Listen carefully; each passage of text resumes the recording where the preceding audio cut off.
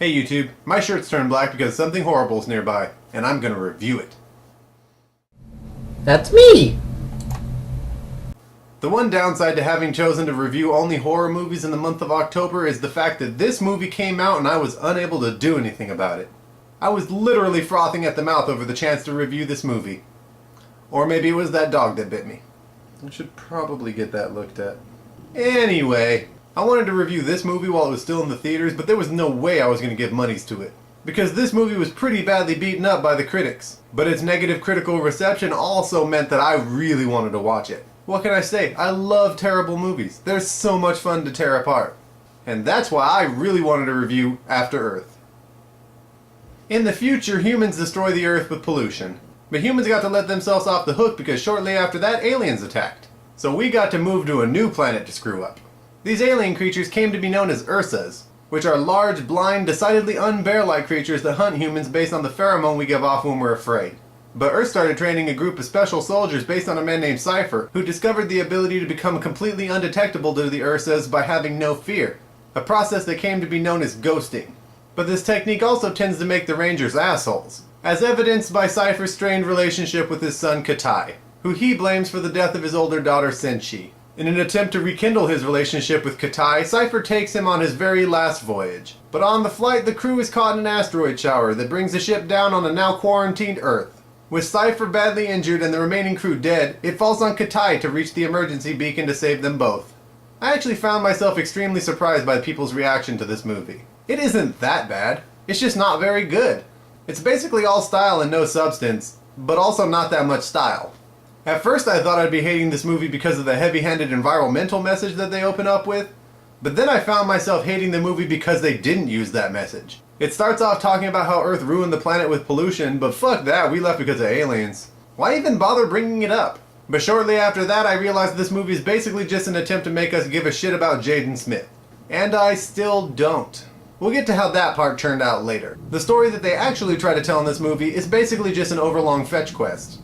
They thought of a couple of interesting things to make happen along the way, but it's basically just Katai trying to get to the ship's ass and light an intergalactic emergency flare. Of course, there's also the subplot of Katai and Cypher's relationship, and there's also the subplot of Katai not having the ability to ghost. But the question I had about those subplots was why even bother?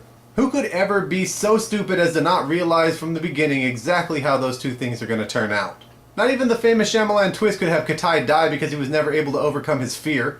That's as predictable as Katai getting saved by that big hawk because he knows he owes him a solid for trying to save his overgrown chickens. The dialogue in this movie was also nothing special. I especially took issue with the conversation between Cypher and Senshi when they were talking about the Moby Dick book, because she says, "He said I could even hold on to it."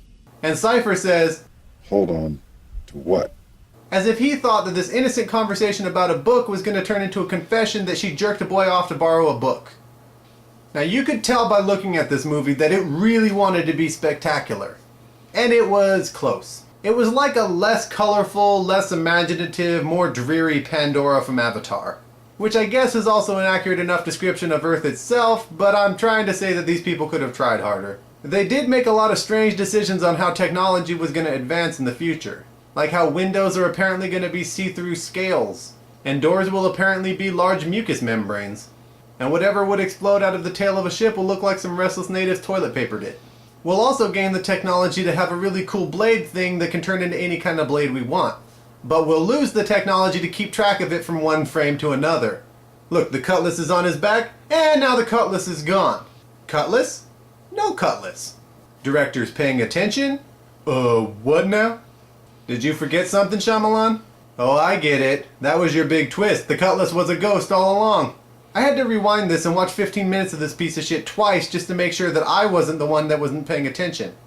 The biggest problem I had with the performances in this movie was... no, not yet. Was with the Ursas. First off, Ursa means bear, as in Ursa Major and Ursa Minor. Ursa does not mean giant blind spider thingies. Also, if the people in this movie would look at it logically, they'd realize that the Ursa was actually the thing that you should fear the least on this planet. Because everything else on that planet doesn't give a shit if you're afraid or not. It's gonna kill you either way. The next problem I had was more with Cypher than the Ursas. The people in this movie act like the Rangers are total badasses for their ability to kill the Ursas. Yeah, that's one way to look at it. The other is that they're fucking cowards. So you're really good at killing something because it can't see you, but I'm the dick because I stabbed Ray Charles. Okay, it was Jamie Foxx, but close enough. Also, it really doesn't seem like it should be that hard to get a handle on not being afraid of something when it'll save your life.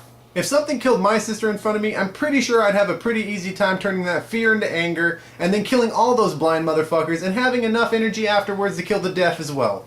Also, I wasn't really a fan of Will Smith in this movie. He was just a jerk. He did a good enough job, but I like my Will Smith to be likable. And preferably going around punching aliens in the face and welcoming them to Earth. Welcome to Earth.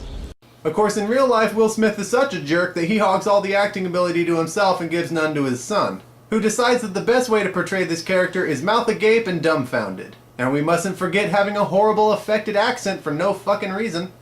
The founding of the United Ranger Corps 1,000 years ago was a global military effort. Why couldn't he have just spoken normally? No one knows what our accent's gonna sound like in the future anyway. And even worse, why make him say lines like, My suit's turned black. I like it, but I think it's something bad. thanks for the fashion update, I guess? But while we're on the subject, why are you not listening to your vastly more experienced father? It's a pretty simple command. Do whatever he tells you and you'll stay alive. And what do? The first time you come across a group of monkeys, you start throwing rocks at them. And of course your bad decisions don't stop there. You also risk your life trying to fight some tigers that were trying to eat some overgrown chickens that were trying to eat you just seconds before. And then later you're going to thank the mama chicken for saving your life? Thanks. Do you think it speaks English? And later, when your sister is telling you in a dream to wake up because you're about to die, why do you decide that that means try to impress me with how much Moby Dick you memorized? Now you gotta get up. I memorized some of Moby Dick. Katah, get up. All that most maddens and torments. Katah, wake all up. that stirs up the leaves of things. Wake up, it's time All for you true to wake with malice up. in it. Katah. All that cracks and sinews and... And finally, once you find the emergency beacon and find out that it's not working because of an electrical storm, how do you think that stepping 3 steps to the left is going to make that shit work? Is this your Verizon can you hear me now moment? So here's my final verdict on After Earth. I definitely agree that there's no reason to watch this movie, but I found myself incredibly disappointed by the fact that it wasn't nearly as bad as I thought it was going to be. But in short, that still means that I'm telling you not to watch it. But what I am telling you to watch is all of my videos, and don't forget to like, comment, and subscribe to them. And if you have anything that you'd like me to review, don't forget to leave it in the comments below or on my Facebook fan page. So that's all for now. My name is Robert, and After Earth has just been reviewed. Now who's coming to the After Earth party?